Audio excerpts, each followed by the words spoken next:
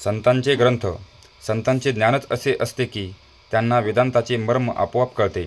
अमुक एक ग्रंथ कुणी लिहिला, केव्हा लिहिला, त्यामध्ये अमक्या पानावर काय आहे, या गोष्टी एक वेळ संतांना सांगता येणार नाहीत, पण त्या विषयाचे मर्म त्यांना बरोबर ठाऊक असते. आपण पोथीतले नुसते शब्द तेवढे वाचतो, त्यांचा अर्थ संतांच्या कृपे वाचून कळणे कठीण आहे. बापाचा निरोप लहान मूल आईला आपल्या बोबड्या शब्दांत आणि स्वतःला कळला असेल तसा सांगत असते. तितपतच पोथीतल्या शब्दांचा अर्थ आज आपल्याला सांगता येईल.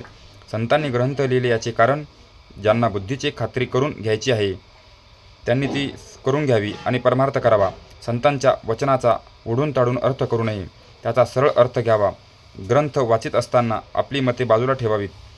एका अक्षरावर दुसरे अक्षर लिहिले तर पहिले दिसत नाही आणि समजत नाही, म्हणून शुद्ध मनाने ग्रंथ वाचावा. आपल्या वडिलांचे पत्र जर आपल्याला आले तर आपण त्यातले अक्षर वाचतो. तसे ज्ञानेश्वरी, दासबोध हे ग्रंथ अगदी मनापासून वाचावेत. पुष्कळ लोक जे पोथी ऐकायला जातात ते लोकांनी बरे म्हणावे यासाठी, किंवा करमत नाही यासाठी, किंवा इतर उद्योग नाही म्हणून जातात. असे करणे योग्य नाही. खरे म्हणजे संतांचे ग्रंथ वाचून स्वतःला काय करायला पाहिजे ते शोधून काढून तेवढे करणारे लोक थोडेच असतात. ते ग्रंथ वाचून त्यांचा अर्थ नीट समजणारे लोक त्यापेक्षा जास्त असतात. मोठ्या संतांचा ग्रंथ आहे म्हणून नुसता वाचणारे लोक त्याहून जास्त असतात, आणि त्यापेक्षाही ते ग्रंथ मुळीच न वाचणारे लोक फारच जास्त असतात. जगाच्या प्रवाहाच्या उलट जायला संतांजवळ शिकायचे नसते. संतांना व्यवहारापुरतीच देहाची स्मृती असते. ते देहाला सावलीप्रमाणे मानतात. सावलीला दुःख झाले म्हणजे केव्हाही अयोग्यच. म्हणूनच संतांच्या मनावर सुखदुःखाचा परिणाम होत नाही.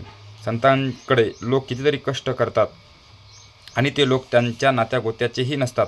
संत त्यांना काही देत नसताना ते इतके कष्ट करतात, याचे कारण संतांचा त्यांच्याविषयी असणारा खरा आपलेपणा होय. संत एकांतात जातात याचे कारण असे की लोकांतात त्यांना भेटणारे निराळे असतात आणि एकांतात भेटणारे निराळे असतात. लोकांतात संतांची शांती बिघडते असे मुळीच नाही, पण एकांतात भेटणाऱ्यांना लोकांतात भेटता येत नाही, म्हणून ते एकांतात जातात. कोणत्याही संताचा ग्रंथ वाचताना तो कृतीत आणण्याकरिता आहे ही भावना ठेवून वाचावा.